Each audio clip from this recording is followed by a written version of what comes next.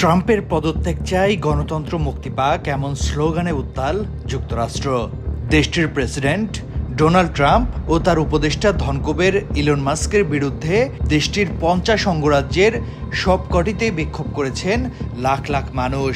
ট্রাম্পের নীতির বিরুদ্ধে অবস্থান নিয়ে এই বিক্ষোভ হলেও তাতে যোগ হয় ফিলিস্তিনে ইসরায়েলের বর্বর হামলার প্রতিবাদ। অনেকের হাতে ছিল ট্রাম্প ও মাস্ক বিরোধী স্লোগান লেখা ব্যানার ও প্ল্যাকার্ড। কয়েকজন নিয়ে এসেছিলেন ইউক্রেনের পতাকাও।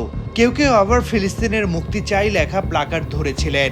বিক্ষোভকারীদের কেউ কেউ গাজা ইসরায়েলে নতুন করে হামলার প্রতিবাদ জানান, যুক্তরাষ্ট্রের সমর্থন দেওয়ার।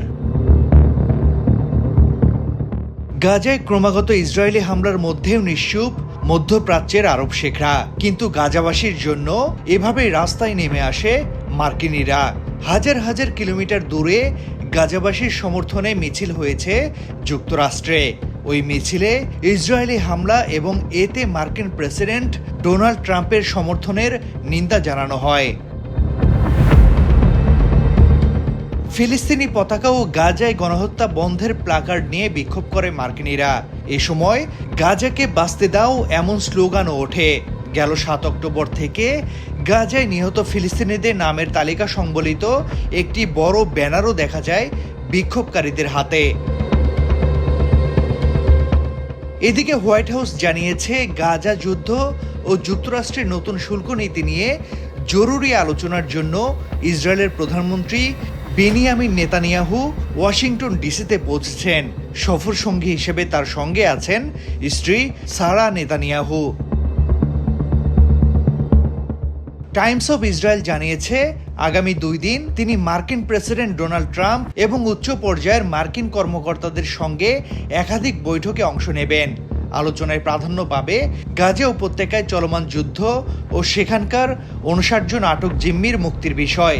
পাশাপাশি ট্রাম্প প্রশাসনের নতুন শুল্ক নীতি নিয়েও আলোচনা হবে, যার আওতায় ইসরায়েলি পণ্যের ওপর 17% শুল্ক আরোপ করা হয়েছে।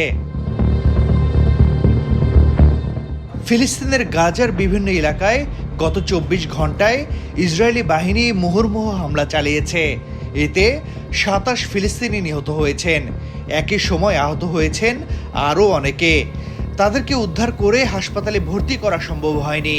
সেই সঙ্গে ইসরায়েলি সেনাবাহিনী পশ্চিম রাফায় আবাসিক ভবন গুঁড়িয়ে দিচ্ছে। 6 এপ্রিল আনাদুলু এজেন্সির প্রতিবেদনে এ তথ্য জানানো হয়। গাজার স্বাস্থ্য মন্ত্রণালয়ের তথ্য অনুযায়ী 2023 সালের 7 অক্টোবর হামাসের আক্রমণের পর শুরু হওয়া যুদ্ধে কমপক্ষে 50,695 জন ফিলিস্তিনি নিহত এবং 1,15,338 জন আহত হয়েছেন। গাজার সরকারি মিডিয়া অফিস জানিয়েছে, নিহতের প্রকৃত সংখ্যা 61,700 ছাড়িয়েছে, কারণ ধ্বংসস্তূপের নিচে হাজারো নিখোঁজ ব্যক্তিকে মৃত বলে মনে করা হচ্ছে।